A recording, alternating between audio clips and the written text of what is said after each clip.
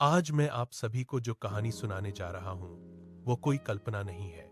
ये करीब 60 साल पुरानी एक सच्ची घटना है, जो मेरी माँ के साथ खुद हुई थी। कभी कभी जिससे हम सबसे ज्यादा डरते हैं, वही हमारे लिए भगवान का रूप भी बन सकता है।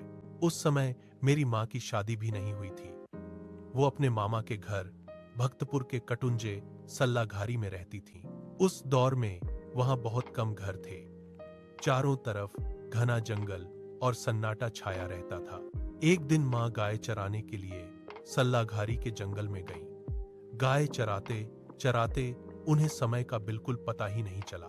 धीरे धीरे शाम हो गई और देखते ही देखते रात भी हो गई। समय करीब 8 से 8:30 बज चुका था। माँ अकेली ही उस अंधेरे जंगल से घर लौट रही थी। चारों तरफ सन्नाटा, गहरा अंधेरा और दिल में सिर्फ डर। तभी अचानक उन्हें पीछे से कुछ आवाज सुनाई दी। उन्होंने मुड़कर देखा और जो देखा उससे वो डर गईं। करीब 20-25 सियार उनके पीछे पीछे आ रहे थे। माँ का दिल तेजी से धड़कने लगा। वो बहुत डर गईं, लेकिन हैरानी की बात ये थी कि उन सियारों ने उन्हें कोई नुकसान नहीं पहुंचाया, बल्कि वो शांति से उनके पीछे चलते रहे, जैसे कोई उनकी रखवाली कर रहा हो। माँ आगे चल रही थी और सियार उनके पीछे। जैसे ही माँ अपने घर के पास पहुंची, सभी सियार अचानक मुड़कर वापस जंगल की ओर चले गए और कुछ ही पल में गायब हो गए।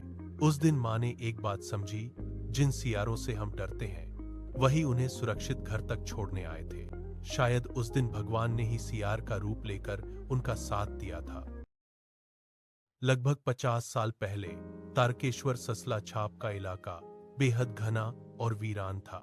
बिजली का नामो निशान तक नहीं था और चारों ओर सिर्फ एक गहरा सन्नाटा पसरा रहता था। एक सुबह माँ घास काटने के लिए पहाड़ियों की ओर निकली। तभी बांस के झुरमुट से सरसराहट हुई। सामने एक विशाल बाघ अपने बच्चों के साथ बैठा था। बाघ ने माँ को देखते ही भयानक दहाड़ मारी और झपट पड़ा। माँ ने बिना सोचे ढलान से छलांग लगा दी। नुकीले कांटों ने उन्हें लहूलुहान कर दिया, पर वे अपनी पूरी ताकत झोंककर भागती रहीं और घर पहुंचकर ही दम लिया। कुछ दिन बाद वही बाघ फिर से माँ के सामने कूदा। वह उन्हें पहचान चुका था। माँ ने तुरंत एक घर में छिपकर अपनी जान बचाई। उस दिन माँ ने समझ लिया कि बच्चों वाला बाघ अपने शिकार का पीछा कभी नहीं छोड़ता। यह मौत के जबड़ों से वापस आने का एक खौफनाक अनुभव था।